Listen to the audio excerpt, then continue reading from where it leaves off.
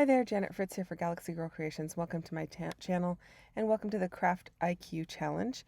And in this month's Build a Layout, we have an entire list of cool things to add, including a themed pattern paper that's not the theme of your background and it needs to be half of your page, a snowflake, 3 layers under your photo, repeating row of elements, add some stamping, use your dies, use a pre-made title or word, include a pocket card on your page, splatters, and puffy stickers.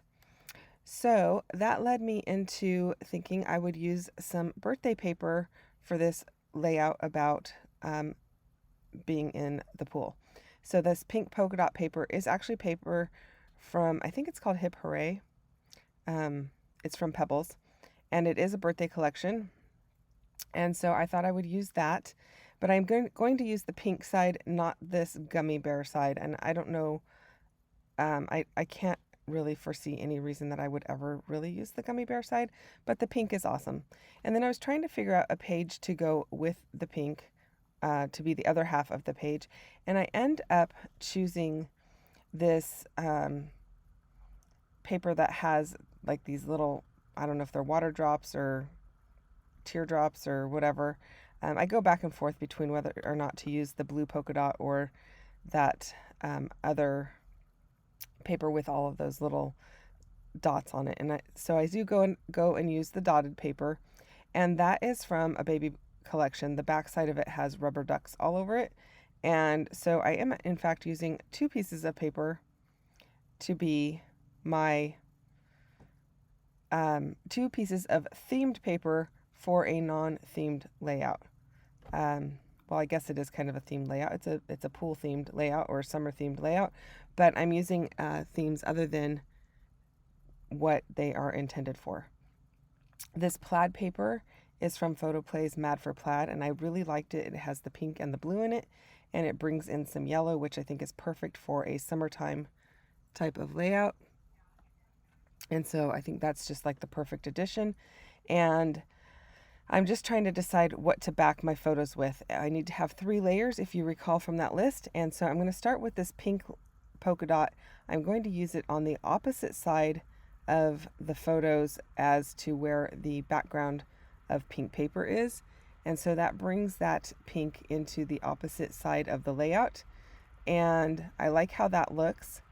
And so then I decide I'm going to add some blue to the side that does not have the pink on it, and that's going to be my first layer. I'm considering the pink and the blue one layer because they don't really cross over underneath each other. I suppose you could consider it 2 layers, but I'm just considering it 1 layer, so I'm still going to add 2 additional layers, one of which is going to be that plaid, and I really like how it ends up looking with all of that yellow in it. I do ink up my edges just a tad with a blue ink pad, and that ink pad is from Stampin' Up. It's really old. I've had it for quite a while, and the blue in it is just like it's not quite navy blue. It's somewhere between a royal blue and a navy blue, but I'm only putting on enough to kind of give the layers some contrast. I'm not adding it for additional color purposes or anything like that. So it's just adding a tiny bit. I like how that looks. And so then I'm going to add this blue paper. So that is going to be my 3rd layer. And that takes care of all of the layers. I can mark that off of my list. When you participate in the CRAFTiQ challenge, you can choose to participate and go along as the list is revealed. So we get 1 item per day. Well, we get 1 step per day. Sometimes there's more than 1 item in a step, but we get 1 step per day, and you can start building from there. But it is recommended that you don't start adhering things down because you might have to move things around based on what is added to the list of requirements as we go along. Or you can choose to wait until the very end and add it all at that point. And that is what I did this month. Last month I did about half of it. So I did like the first 3 steps, and then as they were revealed, and then I did the last 3 steps at the end. And mostly that is because I just didn't have the time each day to go and add it. I got caught up in some other things that were going on, and I just didn't have the time to do that. And a lot of times I don't have a place for it to live in my craft room while I am working on other things, and I don't really have 7 days to let it sit on my desk because I've got other projects in the works. So I can kind of do a combination. So I pulled out my dies. I do need to add a snowflake, so I went ahead and cut a snowflake, and I thought I would layer it up behind this sunshine, but that's not what ends up happening, but for the time being, that's what I think I'm going to do. And then I pull out my label dies to go ahead and add to my layout as a little embellishment cluster areas. So they are kind of the base for my embellishment clusters, and I like how that looks. I really like that yellow paper. The yellow plaid is also from Mad for Plaid. And I'm going to ink those up as well. The words Splish Splash, those are from Bella Boulevard, and they are acrylic, and you might have seen me trying to pull. Sometimes the acrylic has like a plastic layer over it to protect it, and I was trying to see if it had that on it, and I could not find where it would peel off or anything like that, so I kind of just left it. But that's what I was doing, in case you were wondering why I was working with my tweezers on it and kind of like looking to see if there was an additional layer. And then that little piece that says cool and the little banner across the top, those are from Oban Marshall's Buenos Dias collection, and they are the acrylic pieces. I really like those. I thought those were a lot of fun. I don't have a lot from that collection, but I did invest in those acrylic pieces because I thought they were really cute and a lot of fun. And those do have a backing on them. At first I was trying to adhere them with my glue dots, and the glue dots just kept peeling off, and then I realized it's because there's a backing paper on it, and they are self-adhesive. In case you have those in your stash and have not used them, they are self-adhesive, so you can just peel the backing off of them. And then my row of repeating elements, there are going to be my stars and my 3x4 card. I cut it in half so that the today is up at the top, and the bottom half of it is underneath where it says Splish Splash. And I really like how that looks. It kind of makes my embellishment clusters a little bit larger, and it brings in an area for me to do a tad bit of journaling. I don't do my journaling on screen.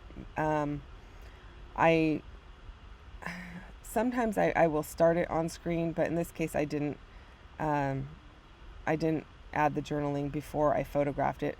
I had a lot of things going on at the time while I was building this, and I didn't have the concentration level that I really wanted to be able to go ahead and do my journaling, and so therefore it is not on the page when I do the still shots, because I was doing this while I was actually on a Zoom call, so it would have been just a little bit more difficult for me to really concentrate on the journaling and get it written down, and I needed to get this done for you to have it up on my channel in time. So I kind of almost forgot to finish this layout, and I don't know why I waited so long on it, but I'm really happy that it's done, and I really like the way that it looks, and it came together in a really fun way, and I love all the bright colors, and it's summery, so hopefully you enjoy it as well. Now the circle pieces there, the blue one and the yellow one, those were also cut out of dies. You can see the dies all over my desk. I thought those were a fun element to add. And then I am kind of making a visual triangle using the top left of the photo cluster, and then I'm kind of going more towards the center of the photos at the bottom. It's a little bit right justified, but the bulk of it is more central, and then my upper right hand corner, so it kind of gives you that back and forth feel. So you can see there I am using the snowflake, but I am just going to pop that little acrylic piece that says cool on top of it, and I thought that was appropriate because, you know, snow is cool, so I thought that worked out well, and I like the way that it looked better than adding the sun. So there are a whole bunch of people playing along this month, If you are not playing along, I really highly encourage it. You can go and join the CRAFTiQ Facebook group and check out what everyone's doing over there. We do this every month. The 1st through the 7th, I believe, is when the prompts actually get sent out, or the list starts building. And then on our channels, we reveal everything on the 20th. So you have some time in there to build your layout. And if you like recipe challenges, this is like the perfect place for you to be. So go check it out, and check out everyone else who's playing along in my description box down below, because there's a lot of inspiration for you over there. And there I am again, trying to make sure that there is no little plastic protection piece on top of the acrylic, in case you're wondering what I was doing there. I was like, I'm sure there's got to be something on here, but there wasn't. So yeah. Now I do have this stamp set from Close to My Heart. I don't know how old it is. I got it from a friend of mine. Thank you, MK, so much. And it is this wave. I'm going to say it's a border, but it's a wave stamp, and then it has a die that goes with it. And I'm going to go ahead and die cut that out. And I did stamp the entire thing with my Catherine Pooler ink in Fiesta Blue, and I really like how it came out. It's the perfect color for my layout. And because my sidekick there, the plates are not big enough for that die, I just kind of sandwiched it, ran it through as far as I could, and then turned it over and turned the die, or pushed the die the rest of the way into the sandwich, flipped it over, and ran it again. I didn't feel like getting out my Big Shot to go ahead and finish that off. Lastly, I'm going to add, I'm going to add my splatters. That is something else that is on the list. And then I am going to look for some puffy stickers.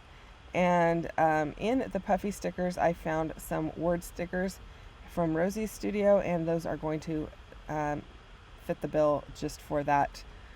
And I really like how they look. So I hope that you have enjoyed this video. If you did, I would love it if you'd give me a thumbs up down below. If you're not already subscribed to my channel, I would love for you to subscribe.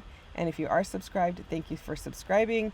And I really do appreciate that you chose to spend time with me today. I know there's tons of inspiration out there on YouTube, and I feel very honored and blessed that you chose to watch my channel. So come back again very soon. I will have another video up for you, and I will see you again next time. Bye-bye.